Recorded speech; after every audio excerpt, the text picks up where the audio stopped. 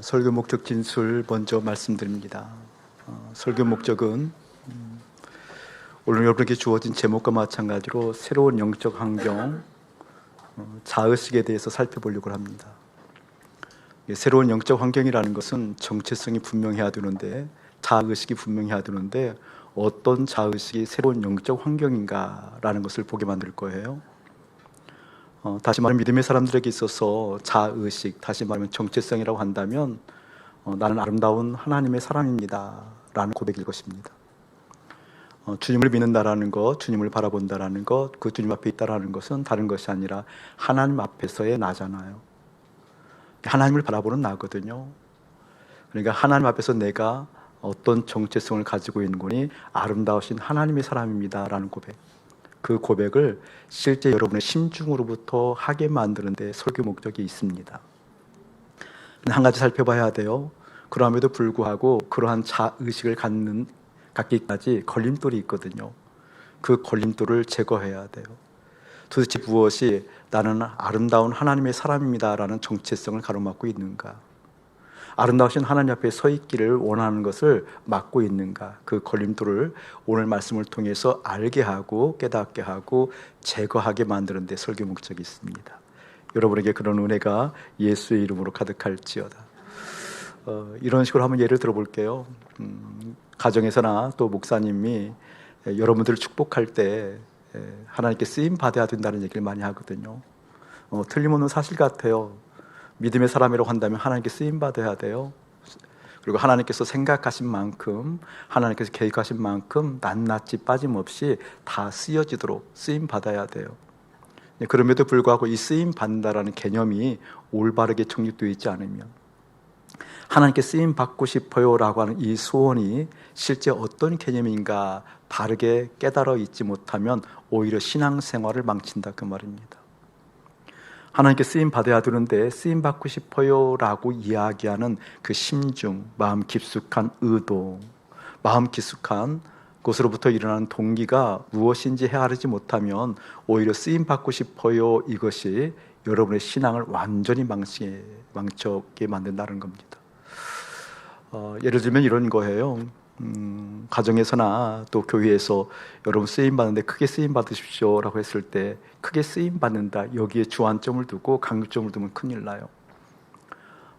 남유다, 다시 말하면 남한국 유다가 하나님의 징계를 받아요. 하나님께서 그들에게 채찍을 들어요. 그래서 하나님께서 그 징계를 하는 도구로서 크게 쓰임 받았던 나라가 바벨론이잖아요. 그렇죠? 이게 바벨론도 하나님께 크게 쓰임 받은 거거든요. 근데 그런 식으로 쓰임 받으면 안 되는 거잖아요. 북이스라엘이 하나님의 마음이 걸렸어요. 하나님께서 말씀하셨어요. 하나님의 생각을 그들에게 계속해서 말씀함에도 불구하고 듣지 않아요. 그래서 하나님께서 그들에게 귀에 들리도록, 피부에 감각적으로 들리도록 그들에게 일깨우길 원하셨어요. 그래서 쓰임 받게 만든 도구가 아수르란 나라잖아요. 크게 쓰임 받았죠. 근데 아수르란 나라가 하나님으로부터 크게 쓰임 받았어요. 여러분, 우리 인류 가운데 가장 큰 복 중에 하나가, 가장 큰 복이 뭐예요? 십자가의 복이잖아요. 예수님 십자가에서 죽을 수 있는 그 영광스러움이 우리 가운데 허락하셔서 하늘의 기쁨을 알게 하시고, 아버지가 어떠한 분인지 하나님을 아버지라 부를 수 있고, 천국을 감히 내 기업으로 삼을 수 있는 엄청난 복을 주셨잖아요. 그렇게 십자가가 내게 임해서 우리 예수님과 연합하기까지 이르기까지 그렇게 쓰임받았던 인물이 누구예요? 가룟 유다예요. 가룟 유다 크게 쓰임받은 거잖아요. 그렇죠? 여러분, 빌라도는 어땠어요? 빌라도도 크게 쓰임받았죠. 그렇기 때문에 쓰임받는다라는 개념이 반듯하게 바르게 성경에서 이야기하는 하나님의 마음으로 일깨워지지 않으면 여러분 잘못 쓰임받으면 안 되잖아요. 지금까지 열거했던, 그게 크게 쓰임받았던 상태들은 다 저주잖아요. 여러분 기억하셔야 돼요. 우리 예수님과 연합하지 않고 쓰임받는 것은 저주입니다. 그렇기 때문에 쓰임받는다라는 것은 다른 것 아니에요. 예수님과 연합함이 있어야 돼요. 예수님과 연합함이 없이 쓰임받게 되어지면 저주예요. 그런데 예수님과 연합함을 통하여서 쓰임받는다고 한다면 누구의 뜻이 관철될까요? 하나님의 뜻이 관철되죠. 주님과 연합했습니까? 우리 주님과 함께 멍에를 매면 우리 주님은 마음이 온유하고 겸손하니 우리 주님에게로 와서 배우라고 그러잖아요. 연합하면 누굴 배우는 거예요? 주님을 배우는 거예요. 연합하면 누구의 뜻이 들어오는 거예요? 주님의 뜻이 들어오는 거예요. 연합하면 예수님의 그 마음이 들어오죠. 그렇기 때문에 내 마음은 세상과 간 곳 없고 오직 구속한 주님의 마음이 나로부터 흘러가게 되지요. 그렇게 되어 쓰임 받는다라는 것은 전제사항이 있어요. 연합했는가? 다른 어떤 것보다도 연합했는가? 그렇기 때문에 함부로 크게 쓰임 받기 원합니다 라고 기도하기 전에 이야기해 줘야 돼요. 사랑하는 내 자녀가 주님과 연합하는 복 주세요. 목사가 함부로 크게 쓰임 받기 원한다라고 축복하고 선포하기 전에 분명하게 설명해 줘야 돼요. 주님과 연합했는가? 주님과 연합한 그곳에서 하나님의 뜻이, 하나님의 마음이, 하나님의 생각이, 하나님의 감정이, 하나님의 올바른 마음 씀씀이가 흘러 들어가기 때문에. 아멘. 우리 사역자들에게, 우리 각 리더십에게 목사가 잘 쓰임받기 원합니다 라고 하는 그 잘에 대해서 설명해 줘야 돼요. 지금 사역자는, 지금 리더십은, 지금 하나님의 사람들은 예수님과 함께 연합해 있는가 확인해야 됩니다. 그게 쓰이는 거거든요. 그게 반듯한 거거든요. 목사가 사랑하는 여러분들에게 삶의 자리에서 축복할 때 하나님 이 삶의 자리를 이러한 저러한 모양으로 가꾸셔서 우리 주님 다듬으셔서 복 내려주세요 라고 그 삶의 자리에서 쓰임받음을 축복할 때 잘 얘기해 줘야 돼요. 이 삶의 자리에서 먼저 쓰임받는 복이 중요한 게 아닙니다. 그보다 먼저 확인해야 될 게 있습니다. 여기에서 십자가에서 주님과 함께 연합해야 됩니다. 이 직장에서 하나님과 함께 하나님의 마음 흘려보내려면 여기서 십자가에 죽어야 됩니다. 가정의 행복을 이야기하기 전에 각자가 가정에서 어떻게 예수님과 함께 연합했는가 확인해야 됩니다. 이것을 확인해야 되거든요. 내 존재가 마음이 원하는 게 있어요. 내 존재가 마음으로 뜻하는 바가 있어요. 원하는 바 뜻하는 바가 제 아무리 훌륭하고 쓰임새가 좋다 할지라도 그것을 축복해 주는 게 아니에요. 먼저 확인하는 거예요. 예수님과 연합했는가? 예수님과 연합했는가? 아멘. 내 마음 가운데 선교적 마인드가 있어서 제 아무리 뛰어난 선교적 마인드를 가지고 삶의 자리에 들어간다 할지라도 아니요. 먼저 확인해야 돼요. 연합했는가? 연합하지 않고 쓰임 받는 것은 저주입니다. 연합하지 않고 크게 쓰임 받을수록 저주입니다. 연합함이 확인되지 않고 크게 주님의 말씀을 웅변처럼 이야기하는 건 저주입니다. 예수의 이름으로 권면합니다. 주님과 연합해서 쓰임 받고 있는가? 주님과 한 몸 돼서 쓰임 받고 있는가? 그 은혜가 예수의 이름으로 가득할지어다. 바로 그리스도인의 정체성, 자의식이라는 것은 다른 것 아니에요. 연합했는가 확인하는 겁니다. 그리스도의 정체성 거기서 출발하는 거예요. 그렇죠? 그리스도의 정체성이라는 건 다른 것 아니잖아요. 나 아름다우신 하나님의 사람입니다. 그런데 연합함이 없으면 어떻게 되어지죠? 하나님의 아름다운 사람에게 주안점이 된 것이 아니라 하나님으로부터 이러한 저러한 복을 받았어, 이러한 저러한 열매가 있어, 이러한 저러한 삶의 자리에서 우위를 점하고 있어, 이런 걸 얘기하잖아요. 그렇죠? 그런데 하나님의 사람들은, 하나님의 정체성이 분명한 사람들은 다른 것 아니죠. 나는 아름다우신 주님의 사람입니다. 여러분 신앙생활에 있어서 일상은 굉장히 중요합니다. 여러분이 결단하고 다짐하고 그리고 선한 뜻을 품는 것도 중요합니다. 그러나 그보다 더 중요한 것은 실제 일상입니다. 일상에서 성패가 달라져요. 일상에서 하나님의 사람인가 그 자의식이 분명한가 달라져요. 여러분 일상에서 하나님의 숨결을 느낄 수 있는 아름다운 사람들 되기를 축복합니다. 소원하셔야 돼요. 하나님 일상에서 주님 보기 원합니다. 내 삶의 일상에서 하나님과 마주하고 그 하나님이 내 안에 있는 것 내가 보기 원합니다. 그래서 일상에서 하나님의 숨결을 보고 기뻐하고 감사하고 그 하나님의 숨결이 느껴지지 않을 때 애통해하며 그 하나님께서 나에게 함께하는 그 역사가 보이지 않을 때 오히려 십자가로 달려가는 그 애통함이 복인 줄 믿습니다 라고 일상에서 주님을 확인할 수 있는, 일상에서 연합할 수 있는 그 은혜가 예수의 이름으로 가득할지어다. 그럼에도 불구하고 여러분 일상에서 무엇을 품고 있지요? 마음이 무엇을 원하고 있지요? 어떤 생각이 있어서 그 생각으로 달려가고 있지요? 분명한 사실이잖아요. 여러분 예수님과 연합함이 여러분의 마음에 원하는 것이 아니잖아요. 그것을 봐야 된다는 거예요. 예수님과 함께 연합하기를 원하는 마음이 없음에도 불구하고 쓰임을 기도한다는 것, 그것은 다른 것 아니에요. 바벨론을 기도하는 거예요. 아수를 기도하는 거예요. 가룟 유다를 기도하는 거예요. 빌라도를 기도하는 거예요. 그러니까 우리 자녀들을 축복할 때 여러분들이 목사를 축복하고 여러분들이 여러분의 삶의 자리에서 리더십을 축복할 때, 또 목사가 여러분을 축복할 때, 리더십이 여러분을 축복할 때 오히려 가룟유다 되게 해달라고 축복한 것과 방불하지 않다, 다르지 않다라는 걸 깨닫기를 축복합니다.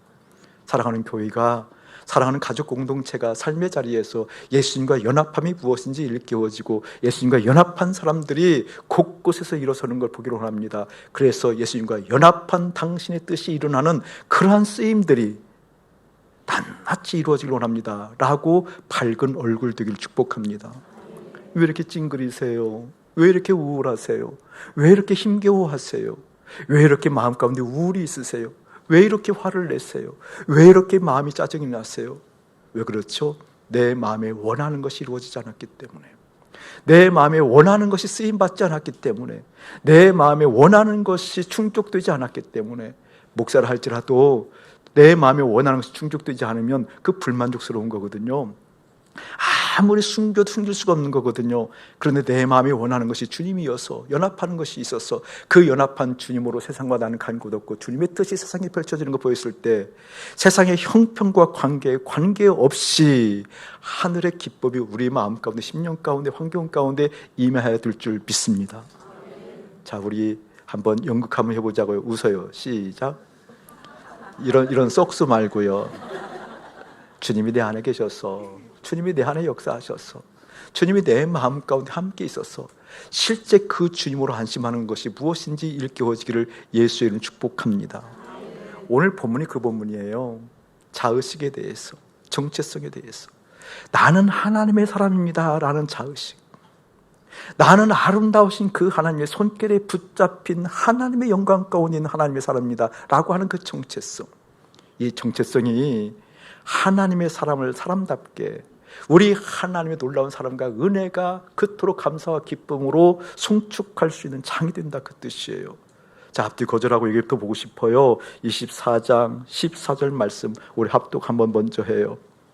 시작. 이스라엘 왕이 누구를 따라 나왔으며 누구의 뒤를 쫓나이까? 죽은 개나 벼룩을 쫓음이니이다. 그건 죽은 개 가로쳐 놓고요, 벼룩 가로쳐 놓으세요. 지금 다윗이 이야기하는 거잖아요. 여러분 이렇게 보면 잘 모르겠지만 오늘 24장 장면은 어떠한 장면이고니, 사울에게 쫓기고 있는 다윗이에요. 근데 쫓기는데 그냥 쫓긴 게 아니에요. 사울이 처음 다윗을 쫓을 때에는 사적인 감정으로 개인적으로 쫓았어요. 개인적으로 죽이려고 그랬어요. 그래서 개인적으로 다윗이 있으면 활을 쏘기도 하고 창을 던지기도 했잖아요. 근데 지금 이 상황은 공권력을 동원해서 다윗을 죽이려고 하는 상황들이에요. 그러니까 이때는 만만치 않은 두려움이 다윗 가운데 임하죠. 만만치 않은 두려움이 임하는 거거든요. 공권력을 동원해서, 총동원해서. 여기 사무엘상 24장은 지금 장소가 어딘 거니? 엔게디 황무지예요. 엔게디 황무지.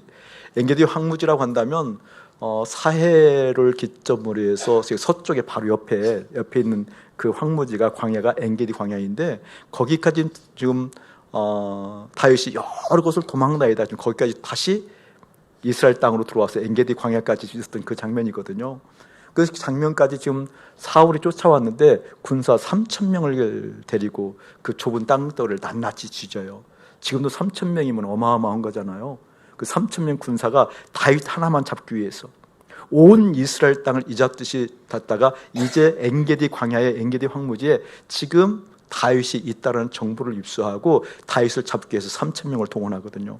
그때 물밀듯이 밀려오는 그 군사력들을 보고 다윗이 숨은 곳이 엔게디에 있는 굴에 들어갔어요. 엔게디 굴에 깊이 들어갔죠. 근데 쫓다가 사울이 용변이 급했던 모양이에요.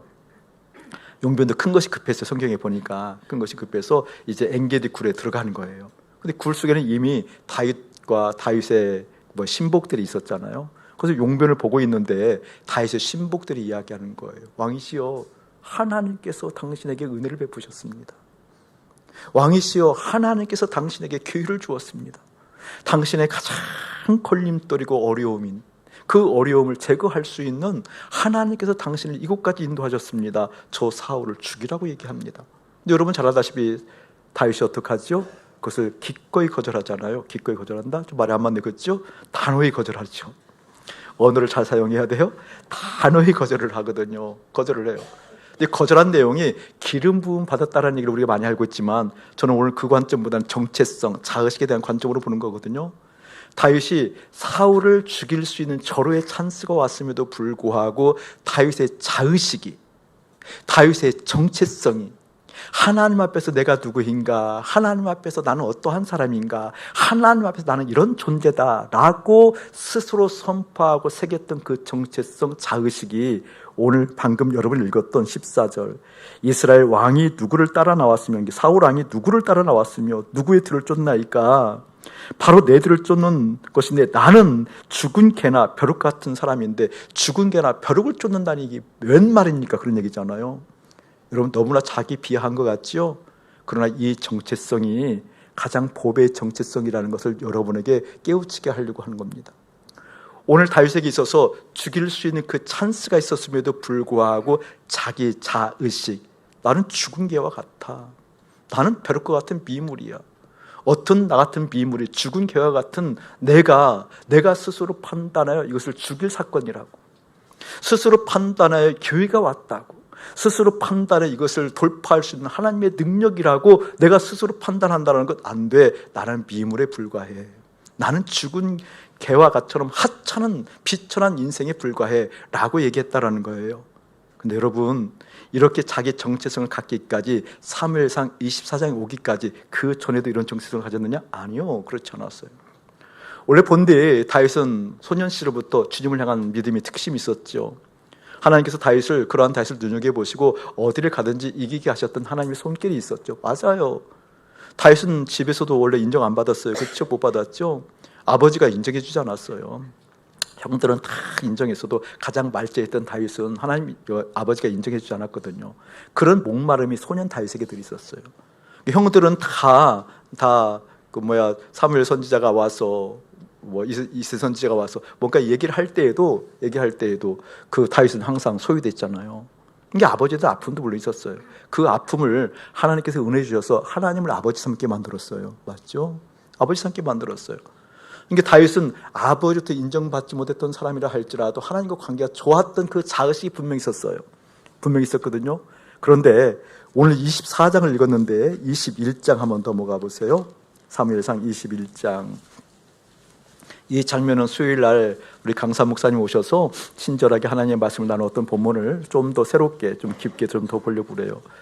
사무엘상 21장에 보면 어떠한 장면인 거니? 이러한 장면을 한번 볼게요. 10절 제가 읽어볼게요. 그날에 다윗이 사울을 두려워하여 일어나 도망하여 가드 왕 아기스에게로 가니. 가드 땅에 아기스에게로 갔다는 거죠.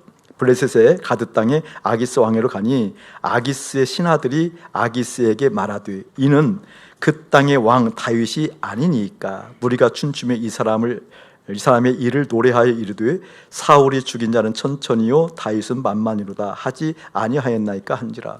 이 말은 무슨 말인 거니? 지금 다윗이 지금 이 시점으로부터 3년 전에 블레셋에서 큰 어마어마한 문화적 현상이 생길 만한 사건이 생겼잖아요. 블레셋 이 가드 땅에 가드가 고향인 골리앗이 있어. 골리앗. 가드가 고향이었던 골리앗이 있었는데 골리앗이 이스라엘 백성들을, 하나님의 선민들을, 하나님이 택한 하나님의 백성들을 조롱하고 조소하잖아요. 근데 그것을 보고 다윗이 참을 수가 없어서 너는 칼과 단창으로 내게 오지만 나는 네가 무시하는 만군의 주 여호와 이름으로 내게 가노라 하면서 물맷돌 5개를 그냥 이겨버리는 거잖아요. 죽이는 거잖아요. 그 사건이 있었어요. 그 사건이 있고 나서 다윗에게는 어떤 현상이 생겼는 거니? 문화 현상이 하나 생겼어요. 어떤 현상이 생겼어요? 이스라엘 수많은 여인들이 노래 불러요. 노래. 노래를 통해서 그 노래가 이스라엘 국민들의 정서 가운데 깊이 문화 현상으로 배기게 되잖아요. 그 노래 내용이 뭐예요? 사울은 천천히요 다윗은 만만이라. 사울이 죽인 자는 1000명이지만 다윗이 죽인 자는 만 명이다. 사울이 죽인 자는 천천히지만 다윗이 죽인 자는 만만이다라고 누굴 칭송하는 거예요? 다윗을 칭송하는 거예요. 여러분, 이때부터 사울의 눈밖에 다윗이 납니다. 사울의 눈 밖으로 나가게 되어져요. 그렇죠? 그때부터 사울이 시기하게 되어지고 그 질투가 깊이 심하니까 어떻게 급기가 되어지는 거예요? 다윗을 죽이려고 그러거든요. 근데 여러분, 이런 문화적인 현상이 생겼을 때 다윗이 어릴 때 하나님을 동경했던, 하나님을 공경했던 그런 자의식을 가지고 있던 다윗이지만 그런 것이 계속 들렸을 때에는 어떤 마음이 생길까요? 여러분들처럼 순전하게 그러함에도 불구하고 저는 한낱 계곡에 불과합니다. 아니면 마음이 부풀어 오르기 시작한다. 전자의 후자예요? 전자죠. 여러분, 그냥 목사님 여러분 한번 칭찬해도 그냥 마음이 붕 뜨는 게 우리잖아요. 교우들이 목사에게 목사님 오늘 설교 끝내줬어요 하면 마음이 막 흔들리는 게 저거든요. 이렇게 흔들리는 것도 아니에요. 이렇게 흔들리는 거거든요. 목사님, 오늘 목사님을 통해서 주신 말씀이 너무 좋았어요. 그러면 목사님을 통해서 주신 말씀임에도 불구하고 그 통로, 단순한 통로였음에도 불구하고 내가 준 것처럼 막 웅변이에요. 이러거든요. 이게 인간이거든요, 인간. 근데 사울은 천천히요, 다윗은 만만이라고 그러면 다윗의 마음 가운데 무엇이 들어오다? 그동안 하나님을 바라봤던 정체성이 흔들리고 다윗의 됨됨이 다윗이 스스로 무엇인가 가진 것처럼 여겨지게 되더라, 그 말이에요. 맞죠? 그렇게 사울은 죽인 자가 천천히요, 다윗은 만만이로다라고 했을 때 12절 보니까 다윗이 이 말을 그의 마음에 두고 가드왕 아기스를 심히 두려워하여 그들 앞에서 그의 행동을 변하여 미친 채하고 대문짝에 그적거리며 침을 수염에 흘리며 아기스가 그의 신하들에게 이르되 너희도 보거니와 이 사람이 미치광이로다. 어찌하여 그를 내게로 데려왔느냐? 내게 미치광이가 부족하여 너희가 이 자를 데려다가 내 앞에서 미친 짓을 하게 하느냐? 이 자가 어찌 내 집에 들어오겠느냐 하니라. 여러분 내용 알죠? 그렇죠? 막 사울은 천천히요, 다윗은 만만히요라고 신하들이 다윗을 알아보는 거예요. 알아보는 거예요. 그럴 때 이제 다윗이 크게 위기가 다가온 거죠. 어떤 위기가 다가온 거예요? 오히려 그렇게 알아주는. 그동안 평소에는 다윗은 만만히였을 때는 좋았어요, 안 좋았어요? 좋았는데 다윗은 만만히요라고 했던 이 칭송이 지금 오늘은 위기가 온 거예요. 오히려 그것이 위기가 된 거잖아요. 이 위기가 닥치니까 다윗이 뭘 하는 거예요? 미친 채 하는 거예요. 대문을 그적거렸다. 손톱이 나갔을 것 같아요, 그렇죠? 살으려고 그랬으니까 대문을 막 긁은 거잖아요. 고개를 흘리고 침을 치익 흘리니까 수염에 침이 나고 눈을 약간 뭐라 그럴까? 약간 한시 방향으로 이렇게 위로 떴을 것 같아요. 한시 방향으로 뜨고 침 흘리고 뭐 이런 행동을 하는 거잖아요. 미친 채 하잖아요. 미친 채의 연기가 기가 막혔던 모양이에요. 우리 같은 경우는 이게 어색해서 못했을 거, 미친 채 하다 웃음 나왔을 것 같아요. 그러다 이제 죽는 거지, 우리 같은 경우는. 근데 다윗은 완벽하게 미친 채를 했던 것 같아요. 그래서 어떻게 해요? 위기를 모면하잖아요. 아기스 왕이 얘기하는 거예요. 어떻게 미친 사람을 데려오느냐? 우리나라에 미친 사람도 많은데 우리나라에 미친 사람도 부족하여서 이 미친 사람을 데리고 왔느냐라고 하면서 어떻게 해요, 여러분? 그냥 내보내라고 하잖아요. 그래서 나왔어요. 거기서 쫓겨나온 거죠. 나와서 지은 시가 시편 34편이에요. 넘어가 보세요. 시편 34편. 수요일 날 우리 강사 목사님 오셔서 들려준 말씀인데 조금 더 깊게, 조금 더 새로운 말씀을 봐야 돼서 시편 34편을 봅니다. 표제를 보자고요. 표제가 이렇게 나와 있어요. 다윗이 아비멜렉 앞에서 미친 채 하다가 쫓겨나서 지은 시. 여기 아비멜렉이라는데 아비멜렉은 블레셋 왕의 통칭입니다. 그러니까 이 말은 무슨 말인 거니? 애굽의 왕은 뭐라고 그래요? 바로. 마찬가지로 애굽의 왕은 바로라고 얘기하는 것처럼 블레셋 왕은 아비멜렉이라. 그러니까 아비멜렉 왕인데 그 아비멜렉의 그 왕이 어떤 왕이었나? 아기스 왕이죠. 아기스 왕. 그 아기스 왕을 블레셋 가드 땅에서 만났잖아요. 이 블레셋 가드는 어떤 곳인 거니?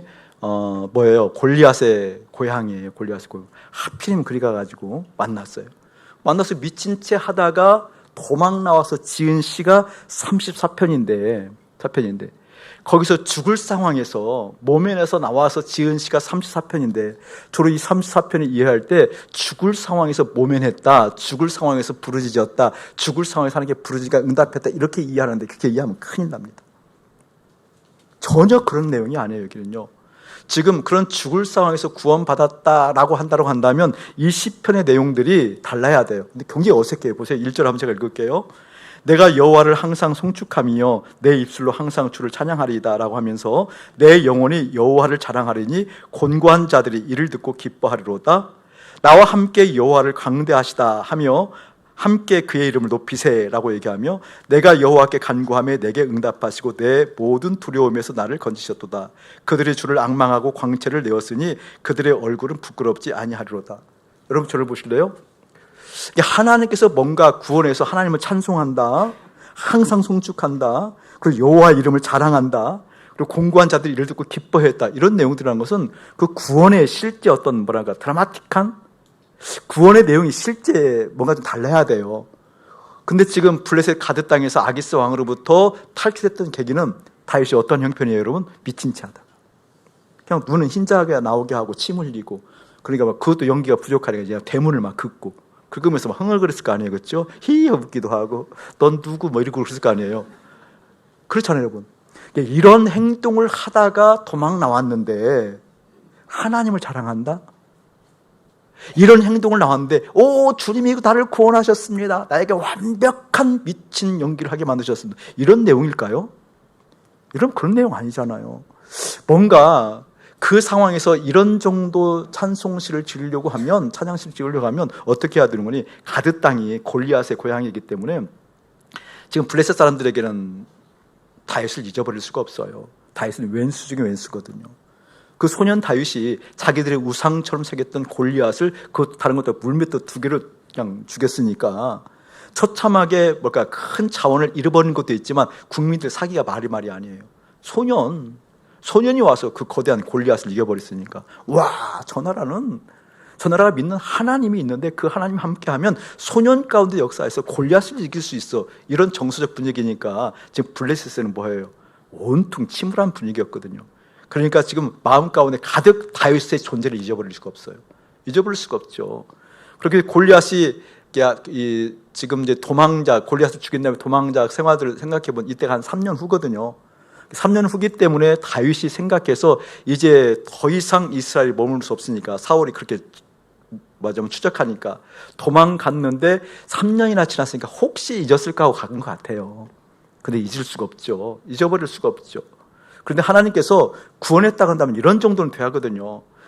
지금 블레셋에 있는 사람들은 골리앗이 죽은 사건을 잊을 수가 없어 마음에 새겨 있고, 다윗이 누구인가를 누구보다도 잘 알고 있고, 그 문화적 현상으로 사울은 천천히요, 다윗은 만마이라는 걸 다 알고 있지만 그날 특별히 하나님께서 그들의 뇌를 주장하셔서, 특별히 감정린 좌측이나 우측리를 주장하는 것이 아니라 전두엽을 주장하셔서 전두엽에 새겨져 있는 기억력을 다 빼나가셔서 그 장면만, 골리앗을 기억하고 있을 때 그 장면만 빼나갔더라. 그래서 다윗을 몰라봤더라. 이런 정도 해야 이런 찬양이 나오는 거 아니에요? 그래요, 안 그래요, 여러분? 그렇잖아요. 또 아니면 전두엽의 그 기억력을 빼나가지 않았으면 다 기억을 하고 있었는데, 다윗을 막 해서 치를 들고 있었는데, 다윗을 죽이려고 했는데, 죽이려고 하는 찰나 주의 성령께서 아기스와 그 백성들에게 마음에 임해서 그 죽이려고 하는 마음이 순간 사랑의 마음으로 바뀌어서 그때 칼을 내리치지 않고 칼춤을 추었더라. 이렇게 돼야 분위기가 맞는 거거든요. 미친 채 하고 대문을 박박 긋고 침을 흘리고, 여러분 이러고 나왔다라는 거예요. 그런 내용들을 보면 이 찬양은 아기스 왕으로부터 블레셋으로부터 구원받아서 올려진 찬양이 아니라 새로운 하나님을 발견해서 나오는 찬양이라는 겁니다. 오늘 그 얘기하려고 그러는 거예요. 새로운 하나님을 만나서, 새로운 하나님을 발견해서, 새로운 하나님을 마주해서 하나님을 찬송하지 않고는 견딜 수 없는 그 하나님을 만났다는 것을 증명하려고 그러는 겁니다. 여러분, 사울 왕이 다윗을 추적할 때 온 이스라엘 땅을 다 추적하기 때문에 그 이스라엘 땅에 다윗이 머무를 수 없었어요. 근데 이스라엘 땅을 다윗이 머무를 수 없었지만 후에 그 땅을 다윗이 통치해요. 그렇죠? 후에는 통치하지만 지금은 그 땅이 머무를 수 없어요. 그래서 어디까지 도망가는 거예요? 블레셋까지 도망가는 거잖아요. 블레셋을 사해 기준으로 보면 정방향으로 서쪽으로 한 70km 떨어져 있어요. 직선거리로 70km. 그러니까 멀지 않은 곳이에요. 우리 하나님께서 아브라함을 통해서 땅을 약속하실 때 요단강 서쪽을 다 준다고 그랬거든요. 그 서쪽에 블레셋을 포함하고 있어요. 그래서 실제 다윗이 후에 이 블레셋 땅까지 다 통치해요. 아멘.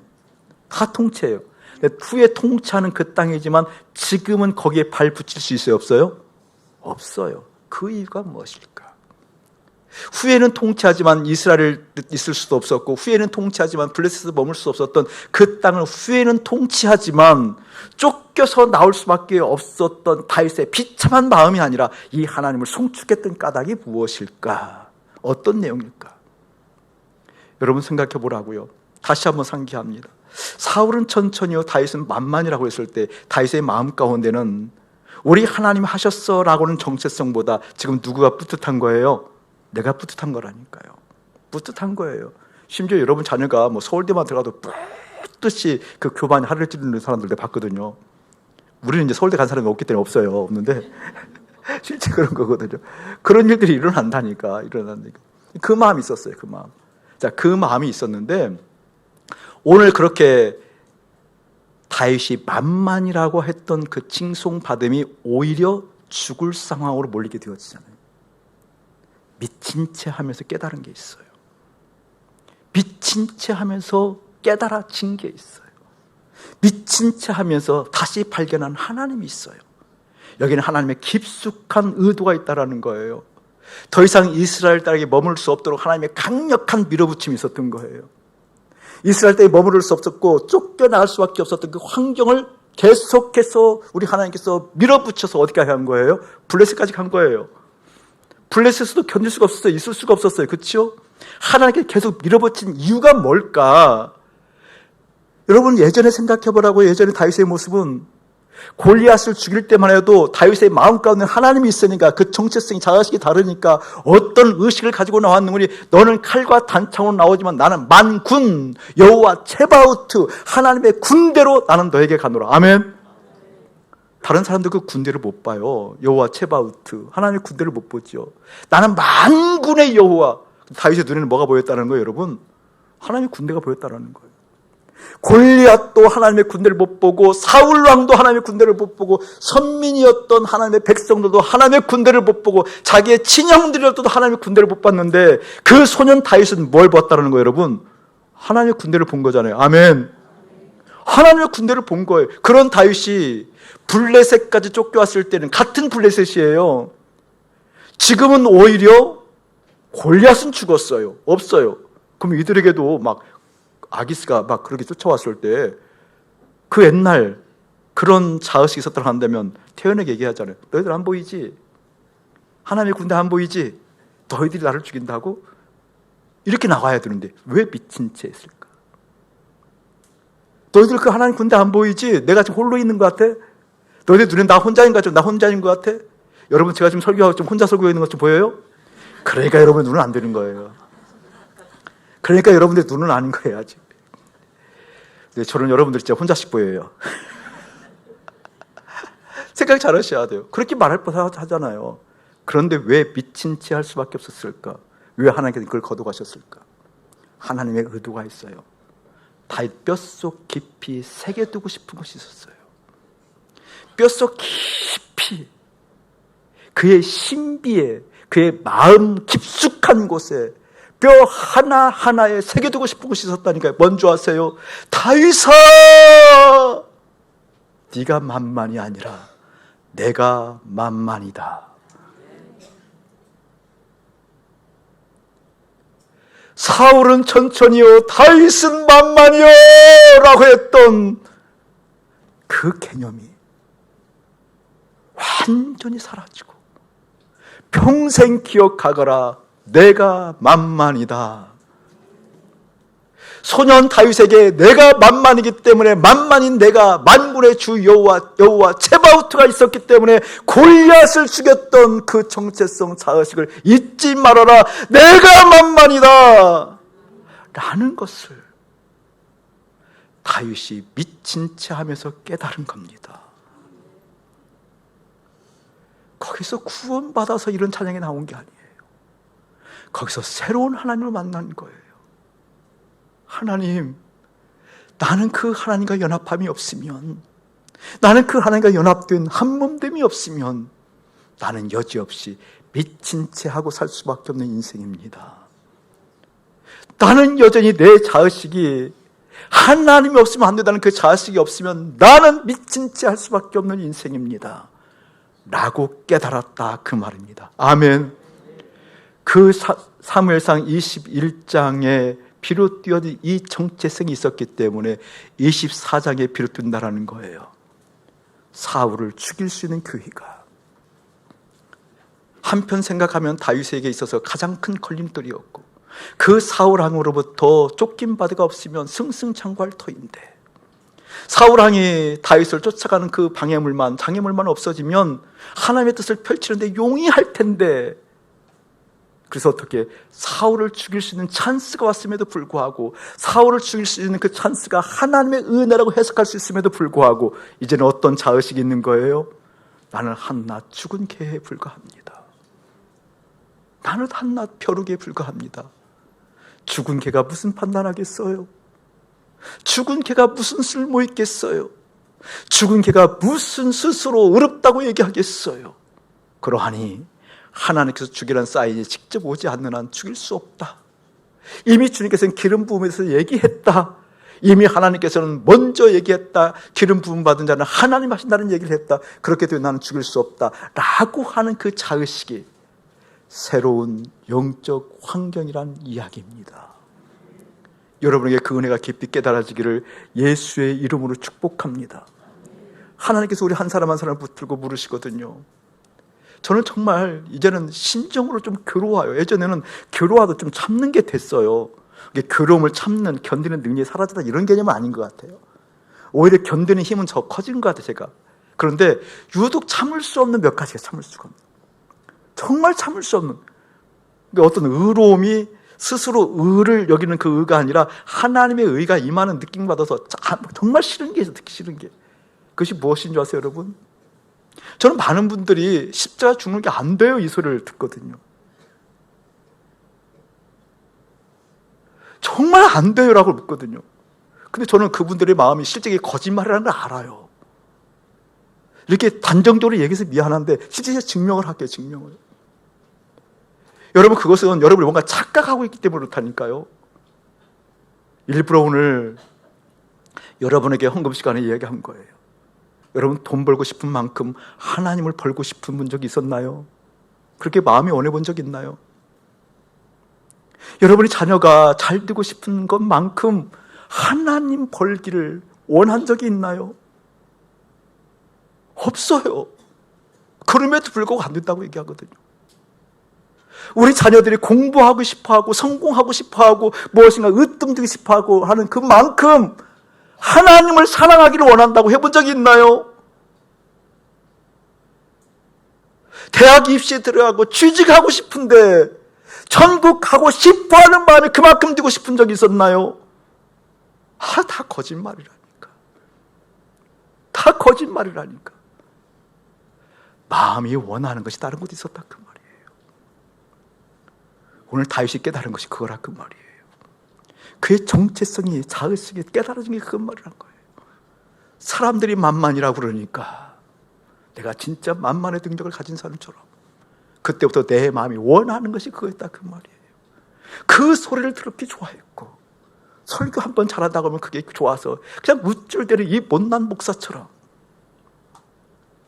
한 번 만나서 인격적인 좋은 것이 한 번 드러나면 그냥 그 칭찬에 좋아서 겨워서 춤을 추는 것 같은 이 못난 목사처럼, 그런 못난 목사 닮지 말고 오늘 여러분의 마음 가운데 원하는 것이 무엇인지, 정직하게 돈 벌고 싶은 만큼이나 하나님을 찾지 않았던 것을 돌이키면서, 여러분 자녀가 잘 되기를 원하는 것만큼이나 하나님을 부르짖지 않았다는 것을 십자가에 못 박으면서, 나 그 하나님을 그만큼 사랑할 수 없는 존재라고, 나 그 하나님을 그만큼 사랑할 수 없는 그러한 미물에 불과하다고 다 살려달라고 했을 때 비로소 다윗처럼 이런 찬양이 나오더라 그 말이에요.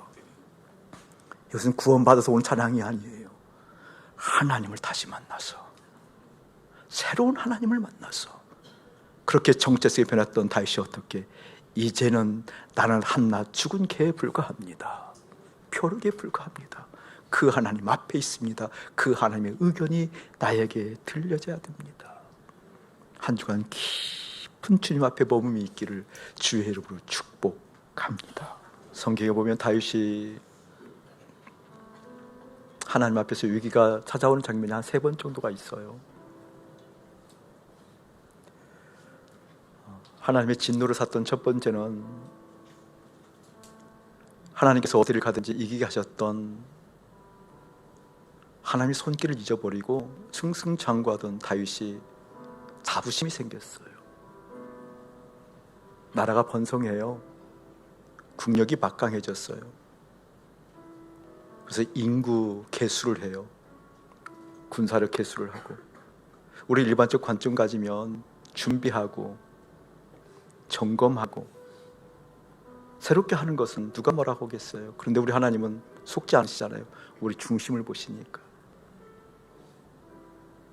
입 바른 소리, 그럴듯한 언어를 얘기하지만 우리 속을 아시거든요.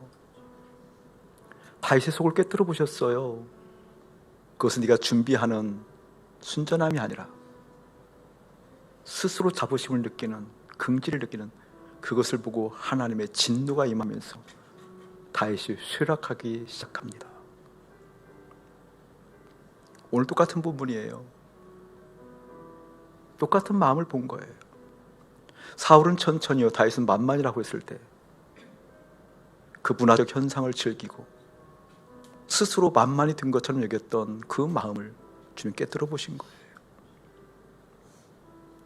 그리고 나중에는 통치하지만 그 이스라엘 땅과 바벨론 땅에 발 붙이지도 못하게 하면서 그 정체성을 다시 한번 확인하게 만드는 거거든요. 나는 하나님하고 연합했을 때만 사는 거구나. 하나님과 연합했을 때만 만만히 되신 그 하나님을 따라갈 수 있는 거구나. 그 후에 나중에 또 위기가 와요. 다윗이 정말 마음으로 긍지를 느꼈고 살도했던 압살롬이에요. 솔로몬보다 훨씬 더 다윗의 마음까지 살도했던 사람이 압살롬 아들이었어요. 압살롬이 아버지를 배반하고 아버지의 후궁들을 범했던 패륜을 저질렀을 때에도 다윗은 그 아들을 향한 애틋한 마음을 표현하거든요. 다윗의 그 자부심이었던 압살롬에 의해서 다윗은 망해갑니다. 전 여러분에게 주의 이름으로 축복합니다. 무엇과 연합해 있는지, 마음이 무엇을 원하는지, 마음이 무엇을 구하고 있는지 실제로는 마음을 점검하기를 주의 이름으로 축복합니다. 내 마음이 원하는 것, 공부만큼도, 돈 버는 것만큼도, 내 가족 생각하는 것만큼도 하나님을 생각하지 못했던 것 회개하면서 입을 다물기를 축복합니다. 마음을 주 앞에 열기를 축복합니다. 생각을 주 앞에 펼쳐 보여서 우리의 속사람이 들켜지기를 축복합니다. 그런 은혜가 예수의 이름으로 충만할지어다.